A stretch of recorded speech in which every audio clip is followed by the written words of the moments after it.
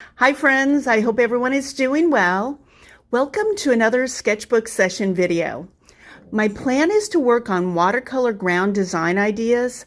I'll be working in my same altered book sketchbook. I know that watercolor will not react the same way as it would on watercolor paper. I want to figure out the design ideas beforehand. I will make another video using some or all of these grounds with collage papers. The watercolor sets I'll be using are the Kuretake Gansai Tambai individual watercolor pans and two core sets, one in earth colors and the other one in high chroma. I brought out two 3/4 inch flat brushes, one 1/2 inch flat brush, and a size 8 long round brush. I may bring out more brushes if needed, so let's get into the sketching sessions.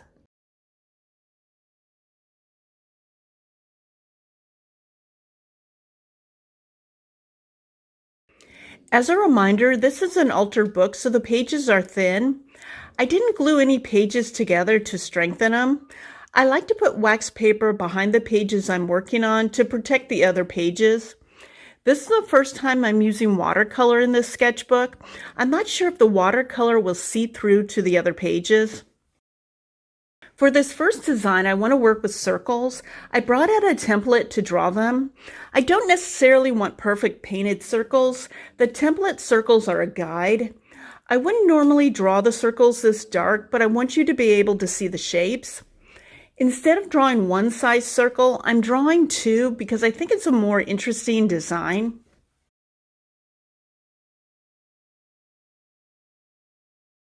I'm using the Kuretake individual watercolor set along with the core high chroma set for this sketch. The first color I'm using is transparent pyro orange.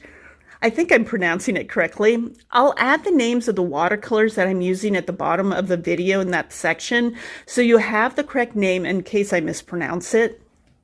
I'm placing the same color in a few circles in the different locations on this page. It helps to balance the design. Now I'm using the cadmium yellow from the Kuretake set.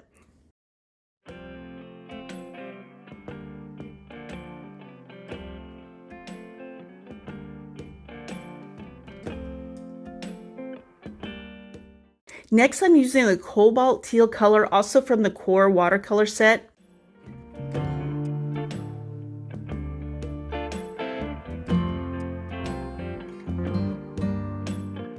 Then a wash of dioxine purple and quinacridone magenta.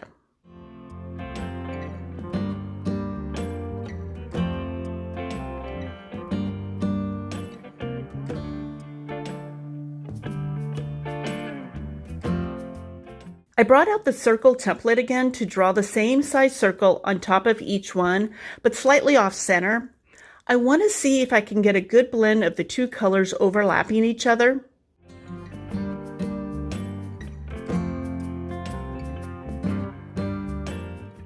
I'm starting by using the Kuretake cadmium red on top of the orange.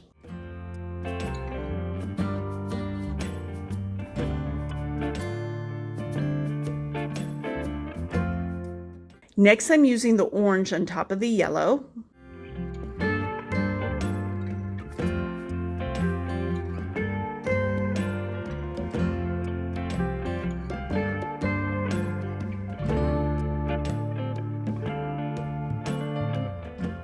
I'm going over the light purple circle with a darker wash of the same color. I was a little heavy-handed with the water, so you can see that that area of the page is wrinkling. I'm okay with that because I'm working on a sketchbook. I'll let it dry a bit, then I'll come back and add more of the purple. I want enough contrast between the light wash of purple and the darker purple circle on top.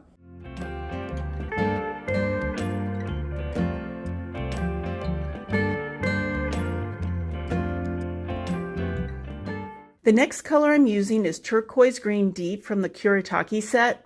I'm aiming for a gradation of values with this color.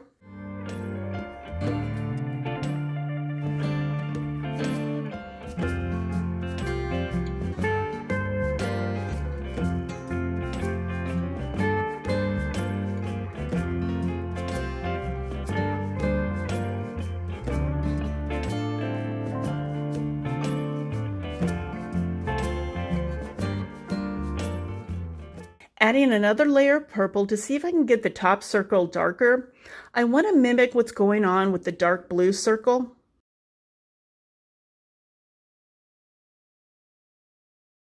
The next color is Sap Green Light from the Kuretake set. I think you probably noticed that I put the green in the wrong area. I didn't leave some of the yellow showing at the top of the circle. I'll correct that in a minute.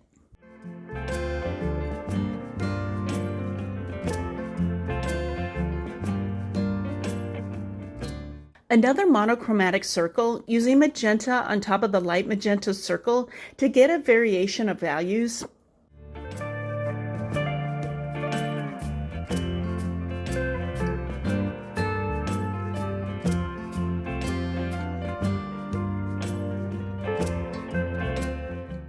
I'm going back over a few of the circles to deepen the colors before painting on top of the orange circle in the lower right.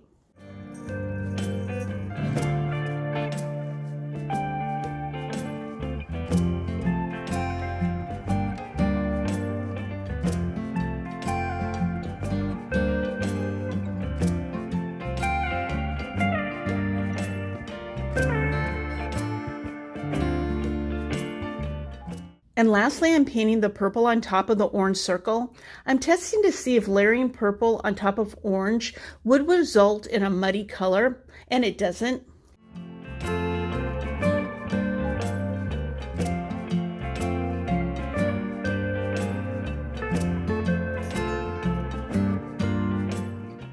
This sketch is done, so let's go on to the next one. The next sketch is going to be vertical lines. I'm drawing 2 light horizontal guidelines with a pencil.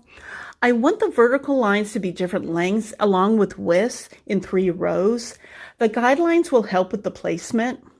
I kept out the same 2 watercolor sets to use for this sketch. You may have noticed that I put the first line of magenta color too close to the gutter of the journal. Some of it is seeping onto the adjoining page. It's best to leave some space near the gutter so this doesn't happen. To mop up any excess watercolor, I'm using a Scott brand shop towel. It doesn't leave any fibers on your painting surface like a regular paper towel would do. I use regular paper towels to wipe off my brushes while painting. I'm painting the same colors in different locations around the page for this design as I did for the previous sketch. As you can see, the lines are different lengths and widths. I think this is a more interesting design than if the lines were uniform in size and shape. I won't be narrating too much because I'm using the same colors as I did in the previous sketch. I will continue to add the names of the watercolors I'm using at the bottom of the screen. While you watch me finish this sketch, I'll add some music.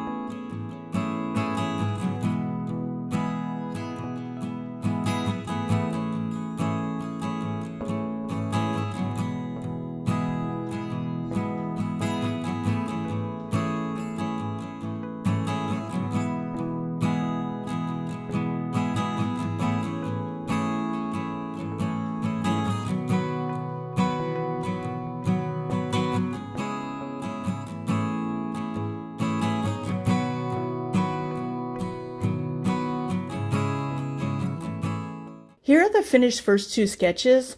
I have a good idea how both would look as the first or ground layer of a mixed media collage. Let's go on to the next two sketches. For these next two sketches, I'm using the course Earth Colors and High Chroma. My idea for the first design is to have blocks of color within each block, using the same color for both. The first two colors are Sap Green and Naples Yellow from the Earth Color set.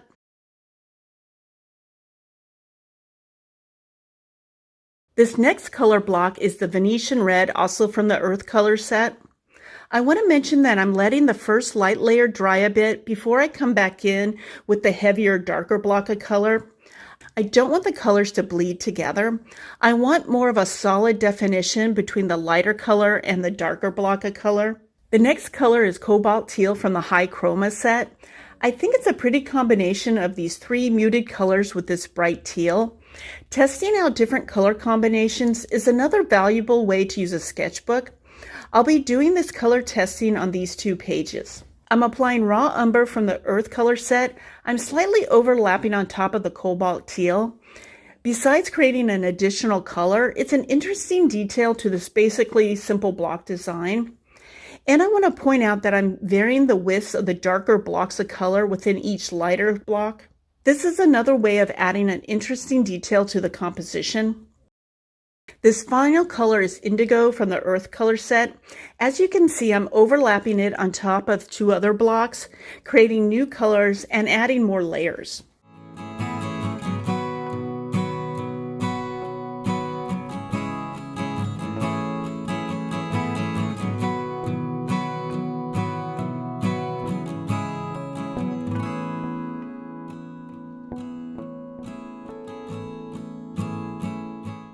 This sketch is finished. Now on to the corresponding page to do the next sketch. I'm starting with quinacridone gold from the High Chroma set. This time I'm creating large blocks of color. This sketch will be very simple because I'm continuing to test overlapping colors. I decided to use the Kuritaki's Turquoise Green Deep instead of the Indigo from the Earth Color set. I thought the indigo would be too dark. When I overlap this turquoise color on top of the gold, it creates a subtle muted green.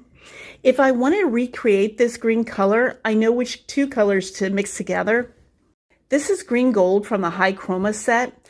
I'm testing out this color on top of the quinacridone gold to see if there's any contrast.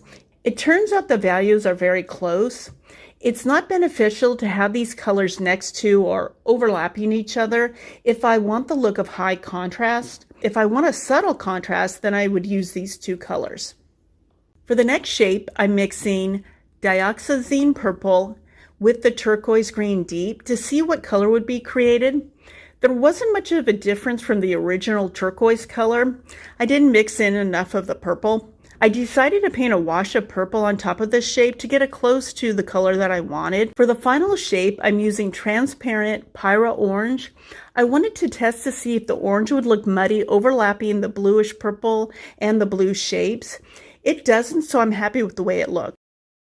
Here are the finished sketches. Again, both have very simple designs. The goal was to test out layering of different colors. This next design, I'm using the High Chroma set and the Kuritaki's Cadmium Yellow. I have this idea for a swirl pattern.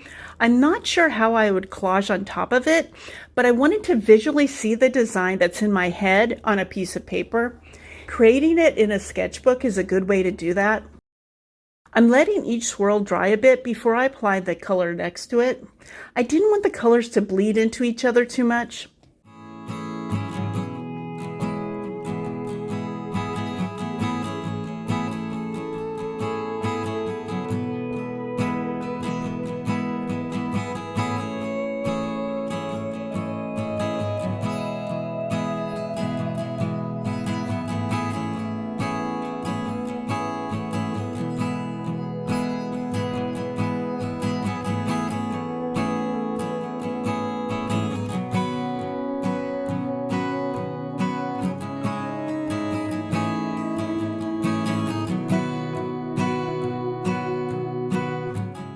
I brought out Kuritaki's Sap Green Light because the greens in the earth and the high chroma sets are too yellow or muted for this design.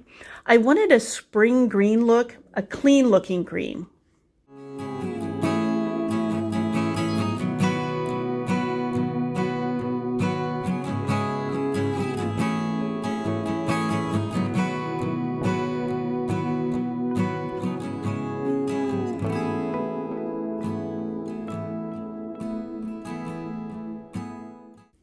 I like the basic design, but I wanted to take it one step further. I brought out cadmium red from the Kuretake set and a thinner brush. This is the size 8 long round brush. I'm going to paint some line detail on top of 2 of the swirl sections. The other color I'm using is turquoise green deep from Kuretake. I'm painting more of those loose, thin lines, but this time over the light turquoise swirl.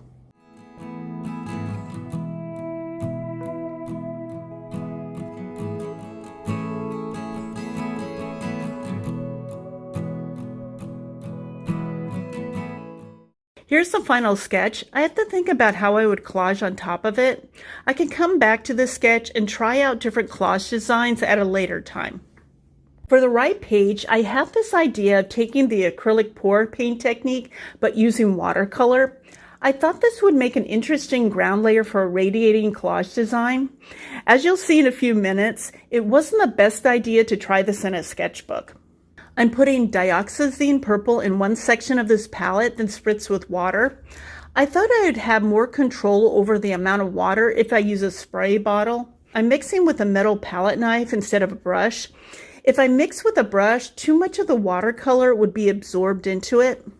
Before painting the watercolor on the page, I moved the wax paper on top of the finished sketch on the left side to protect it. I didn't thin down the watercolor enough, so I decided to use a spray bottle to move the watercolor around the page.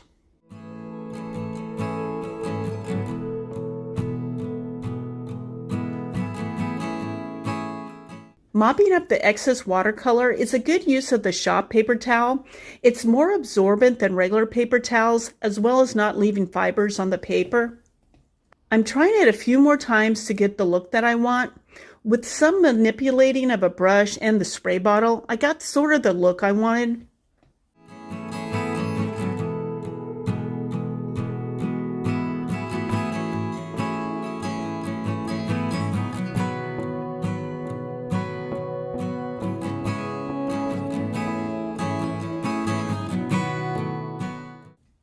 I was determined to get this technique to work, so I'm trying it again with quinacridone magenta.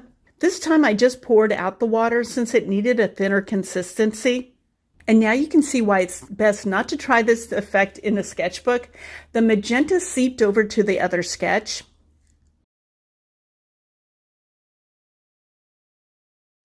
I wanted to continue with this design idea, so I decided to add some water on the page, then paint a wash of magenta. I could use this way of applying the watercolor if I decided to recreate it under a radiating collage design.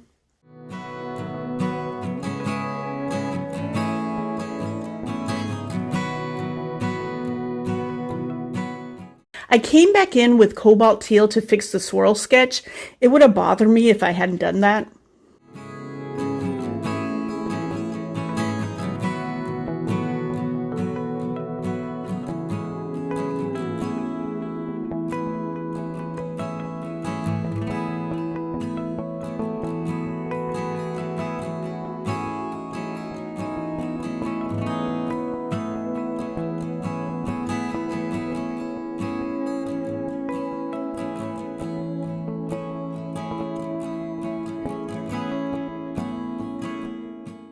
Here's the 2 final sketches. The right side didn't turn out the way I had envisioned it, but I don't think it was a complete fail. I want to try this technique again, but on a single sheet of paper, preferably watercolor paper. Let's have a final review in the next section. I like the basic design of this circle sketch. I'll probably wait to use it for the next composition tutorial video. There's a curvilinear composition that I haven't discussed yet. This vertical design is at a good place where I can use it with collage papers, so this one will be included in the next video. I want to explore this block design a bit further, but I can see it as a first or ground layer for a mixed media collage. This sketch was just a test page. It's as important as the other sketches because I learned something from layering these colors. I'm still unsure on how I would use the swirl design, but I'm glad I created it. As I mentioned, I can come back to this sketch and try different collage designs at a later time. Even though this pour technique didn't work out as planned, I still want to try it again, but with more water and on watercolor paper.